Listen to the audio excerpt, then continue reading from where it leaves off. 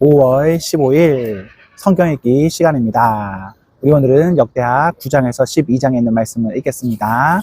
9장. 스바 여왕이 솔로몬의 명성을 듣고는 어려운 질문으로 그의 명성을 시험해 보기 위해 예루살렘으로 찾아왔다. 그녀는 수행원을 잔뜩 거느리고 향료와 많은 금과 값진 보석을 낙타에 싣고 호화롭게 예루살렘에 입성했다. 그녀는 평소 관심 있던 온갖 주제를 논하며 자신의 생각을 솔로몬에게 모두 이야기했다. 솔로몬은 그녀가 내놓을 모든 주제에 답했고 어떤 질문에도 말문이 막히지 않았다. 솔로몬의 지혜를 직접 경험한 스바 여왕은 그가 지은 왕궁, 잘 차려놓은 식사, 멋있게 주의지어 선 왕궁 관리들, 단정하게 차려입은 시종들, 수입잔을 맡은 관리들, 그리고 하나님의 성전에서 아낌없이 번제를 드리는 정성스러운 예배를 보며 그 모든 것에 감탄했다. 그녀가 왕에게 말했다. 모두 사실이었군요. 왕의 업적과 지혜에 대한 명성이 내 나라에까지 들려왔는데 이제 모두 확인했습니다. 내가 직접 보지 않았으면 믿지 못했을 것입니다. 사람들의 말이 과장이 아니었군요.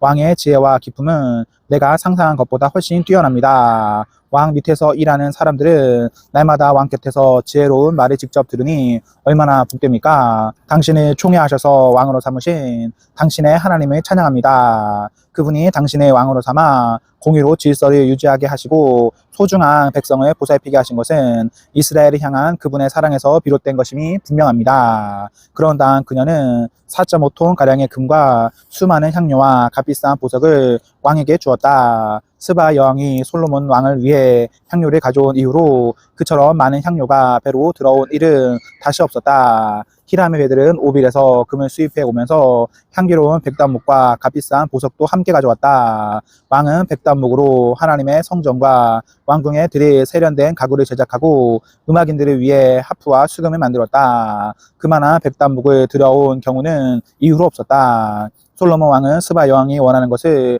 모두 주었다. 구하는 것은 무엇이든 다 주었다. 가져온 것보다 더 많이 가져가게 된 그녀는 흡족해하며 신하들을 이끌고 자기 나라로 돌아갔다. 솔로몬은 매년 금 25톤을 받았다. 이것은 상인과 무역업자들과의 무역에서 나오는 세금과 수익 외의 수입이었다. 아라비아의 모든 왕과 크고 작은 지방 장관들도 솔로몬에게 은과 금을 바쳤다. 솔로몬 왕은 얇게 두들겨 편 금으로 사람 키만한 방패 200개, 방패 하나에 금 6.8kg씩 들어갔다와 그 절반 크기의 작은 방패 300개를 만들었다. 그는 그 방패들을 레바논 숲 궁전에 두었다. 왕은 상하로 큰 보좌를 만들고 겉에 금을 입혔다. 보좌 아래에는 6개의 층계가 있고 층계와 연결된 보좌의 받침대는 금으로 만들었다. 양쪽 팔걸이 옆으로 사자상을 두었는데 6층계의 양쪽 끝에도 각각 사자상이 하나씩 서 있었다. 주변 어느 나라에도 그와 같은 보좌는 없었다. 솔로몬 왕의 잔과 컵은 금으로 만들었고 레바논 숲 궁전의 식기도 모두 순금으로 만들었다. 은으로 만든 것은 하나도 없었다. 솔로몬 시대의 은은 흔하고 값싼 것이었다. 왕의 배들은 히람의 뱃사람들을 태우고 3년에 한 번씩 다시스를 오가며 금과 은, 상아, 원숭이, 공작을 싣고 돌아왔다. 솔로몬 왕은 지상의 그 어떤 왕보다 부유하고 지혜로웠다. 그는 모든 왕보다 뛰어났다. 온 세상 왕들이 하나님께서 솔로몬에게 주신 지혜를 얻으려고 찾아왔다. 오는 사람마다 금은기구, 고급 예복과 의복, 최신 무기, 외국산 향료, 말과 노새 같은 선물을 가져왔다. 방문객들의 행렬이 매년 줄을 이었다. 솔로몬은 말과 전차를 모았다. 말과 전차를 두는 마국간이 4,000칸 있었고 전차가 주둔해 있는 성읍과 예루살렘의 병영에 기병 12,000명이 있었다. 그는 동쪽으로 유프라테스 강에서부터 블레셋 땅 전역과 서쪽으로 이집트 경계에 이르는 지역의 모든 왕을 다스렸다. 그의 시대에는 은이 돌처럼 흔했고 백향목도 낮은 산지에 무화과 나무만큼이나 흔했다. 그는 이집트와 그 밖의 나라들을 상대로 말 무역업을 벌여 호황을 누렸다. 솔로몬의 나머지 생애와 통치는 예언자 나단의 역사책, 실로 사람 아이야의 예언서, 느바세 아들 여로보암에 관한 선견자 익도의 묵시록에서 처음부터 끝까지 읽을 수 있다. 솔로몬은 예루살렘에서 40년 동안 온 이스라엘을 다스렸다. 그는 죽어서 아버지 다윗의 성에 묻혔다. 그의 아들 르호보암이 뒤를 이어 왕이 되었다. 10장. 르호보암은 세겜으로 갔다. 온 이스라엘이 그를 왕으로 세우려고 그곳에 모여 있었다. 당시 솔로몬을 피해 이집트에 숨어있던 여로보암은 솔로몬이 죽었다는 소식을 듣고 돌아왔다. 이스라엘이 불러낸 여로보암과 온 이스라엘 사람이 르호보암에게 가서 말했다. 왕의 아버지께서 등골이 휘도록 우리에게 일을 시켜 삶이 아주 고달팠습니다. 이제 좀 쉬게 해주시고 우리의 짐을 가볍게 해주시면 우리가 기꺼이 왕을 섬기겠습니다. 르호보암이 말했다. 생각할 시간이 필요하니 사흘 후에 다시 오시오. 그래서 백성은 돌아갔다. 르호보암 왕은 그의 아버지가 살아있을 때 조언을 구했던 원로들과 의논했다. 그대들의 생각은 어떠하고 내가 백성에게 뭐라고 답하면 좋겠소? 그들이 말했다. 왕께서는 이 백성의 종이 되셔서 그들의 필요를 잘 헤아리고 긍휼히 베푸시며 원만히 이를 해결해 나가십시오. 그러면 결국 백성이 왕을 위해 무슨 일이든지 할 것입니다. 그러나 그는 원로들의 조언을 물리치고 그와 함께 자라서 지금은 왕의 비위만 맞추려 드는 젊은 신하들에게 물었다. 그대들 생각은 어떠소? 왕의 아버지처럼 혹독하게 하지 말고 좀 쉬게 해주십시오. 우리의 짐을 가볍게 해주십시오. 하고 말하는 이 백성에게 내가 뭐라고 해야 되겠소? 왕과 함께 자란 철없는 젊은이들이 말했다. 왕의 아버지께서 우리에게 너무 심하게 하셨으니 짐을 가볍게 해주십시오. 하고 불평하는 이 백성에게 이렇게 말씀하십시오. 내 새끼손가락이 내 아버지의 허리보다 굵다. 내 아버지의 다스림이 고달팠다고 여긴다면 너희는 아직 고달픔의 맛을 제대로 보지 못한 것이다. 내 아버지는 너희를 채찍으로 때렸지만 나는 너희가 피투성이가 될 때까지 사슬로 칠 것이다. 르호보암이 백성을 향해 생각할 시간이 필요하니 사흘 후에 다시 오시오 하고 지시한 대로 사흘 후에 여로보암과 백성이 나타났다. 왕의 대답은 가혹하고 거칠었다. 그는 원로들의 조언을 무시하고 젊은이들의 제안에 따랐다. 내 아버지의 다스림이 고달팠다고 여긴다면 너희는 아직 고달픔의 맛을 제대로 보지 못한 것이다. 내 아버지는 너희를 채찍으로 때렸지만 나는 너희가 피투성이가 될 때까지 사슬로 칠 것이다. 르호보암은 백성의 말에 귀를 막았다. 하나님께서 이 모든 일에 배후에 계셨고 이로써 실로 사람 아이야를 통해 느밧의 아들 여로보암에게 주신 메시지를 확증하셨다. 온 이스라엘은 왕이 그들의 말을 한마디도 듣지 않은 것을 알고 왕에게 맞서서 말했다. 꺼져버려라 다윗, 이새의 아들아, 우리는 이제 너한테 질렸다. 이스라엘아, 어서 여기서 떠나자. 다윗, 이제 더 이상 우리 일에 참견하지 마라. 그런 다음 백성이 떠나갔다. 그러나 르호보암은 유다 성읍들에 사는 사람들을 계속 다스렸다. 그 후에 르호보암 왕이 노역 책임자인 아도리람을 보내자 이스라엘 백성이 모여서 그를 돌로 쳐 죽였다. 르호보암 왕은 재빨리 전차에 뛰어올라 예루살렘으로 피했다. 그때부터 오늘까지 이스라엘은 다윗 왕조에 계속 대항했다. 11장.